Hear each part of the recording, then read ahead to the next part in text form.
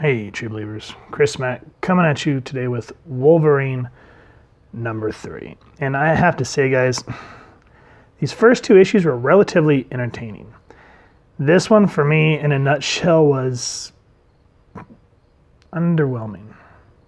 Now, that's not to say that there's some good ideas here, but I felt like this book just sort of plowed through what could have really been a good issue if they'd taken their time.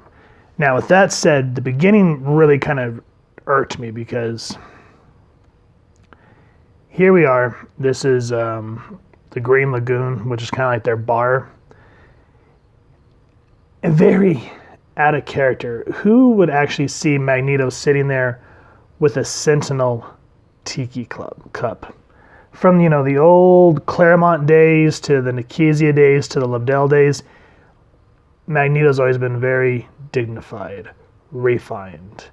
If you saw him sitting at a meal, it would be a long table. There would be a traditional, like feast, and he'd be drinking like brandy or scotch or wine. He's not sitting here going to be chumming it up all, woohoo! That's not Magneto. So that kind of got under my skin a little bit. But it has to push the narrative because Logan needs to find a way to knock him out. Which there is a reason for, but we're going to skip right over that. And this one is called You Didn't See Nothing. This is Benjamin Percy writer, Adam Kubert the artist, Frank Martin doing the coloring, VC's Corey Petit doing the lettering, and here's everybody else that's associated with the book.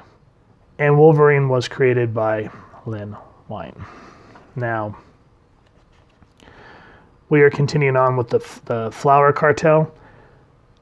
But what I do really like here, what Kubert sets up, is he talks about all the different past versions of Logan, how some are stronger, some are weaker, what makes him stronger. And then he says here, he goes, because somebody who takes his time to think stuff out and plan ahead is somebody who believes in the future. I never been that guy, but I'm trying to be that guy now. So, I can appreciate that, they're kind of trying to show Logan sort of instead of just being impulsive and whatnot and trying to not care about anything. But nonetheless, I really liked this panel, especially the Weapon X one right here. Really great stuff and just kind of going through the different generations of him. Now we get into Quentin Quire and he's trying to recruit him for this mission. And he's like, I'm not going to die again. Now, this is what kind of gets under my skin, too, is he actually says, do you hear me? Death is boring. So right there, in my personal opinion, it kind of undermines everything that the X-Men built up to throughout the years, where, remember Jubilee getting, torn apart from the death of Illyana, or Scott, leaving the X-Men because Jean died sacrificing herself because of what she did as Dark Phoenix. So that line right there really kills the heart of the X-Men, in my opinion. Anyway, getting back to just the book, you see the Cuckoos here kind of help Wolverine sort of manipulate Quentin into the team. Now it's a trip seeing 5 Cuckoos again. Now, again, the X-Men are literally immortal now. So if you want to know what I'm talking about in terms of the Cuckoos, go start with, I think it was Grant Morrison's New X-Men, where some of them start to go rogue. And now also with these Dawn of X books, I'm so tired of these. I mean, when they were doing House of X and Powers of 10, it was interesting. It really helped give off some backstory, but it keeps going and going and going. And then just when you think you're going to get into the action, we get into backstory again about how Wolverine built up this team. And then we get like another moment of like, oh, cool, we're going to get some action scenes. And it just kind of feels like it ends too quickly.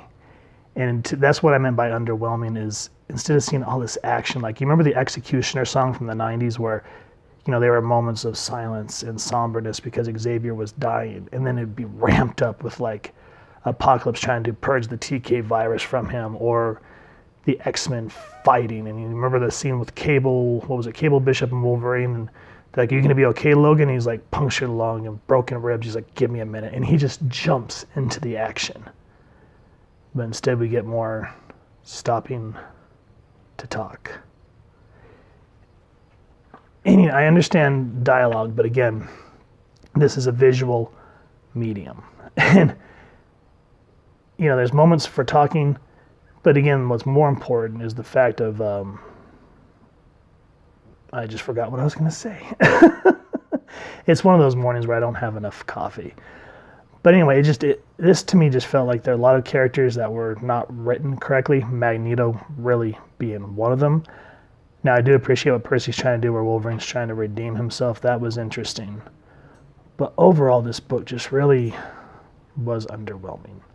And I know that they're going to be jumping into the Vampire Nation thing next, which I believe in my first Wolverine review, I did do that, because in that number 1, there was 2 parts. There was the Flower Cartel, which I did not go over, and then there was the Vampire Nation part. And the Vampire Nation stuff seemed interesting. So I may give issue 4 a chance, but I feel like there's so much chance for a lot of action in this book. And you think with the thickness that we get a lot of fighting, but there's just a lot of talking and then those explainer pages.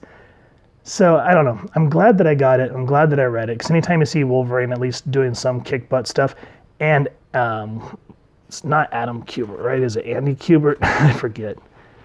It is. Oh, Adam Kubert, yeah. You get a chance to see him drawing Wolverine. Yeah, I'm definitely going to check that out. So I want to hear what you guys think. Let me know your thoughts down in the comments below, because, it wasn't super bad. I just really felt like it could have been more. And that's what I mean by underwhelming, because I wasn't bored for the most part. I thought where they were kind of going is sort of interesting. And if you have enjoyed this comic book, please to make sure to support your local comic shop and pick up a copy. And if you've enjoyed this review, we'd really appreciate it if you take a moment to hit like, share, and subscribe.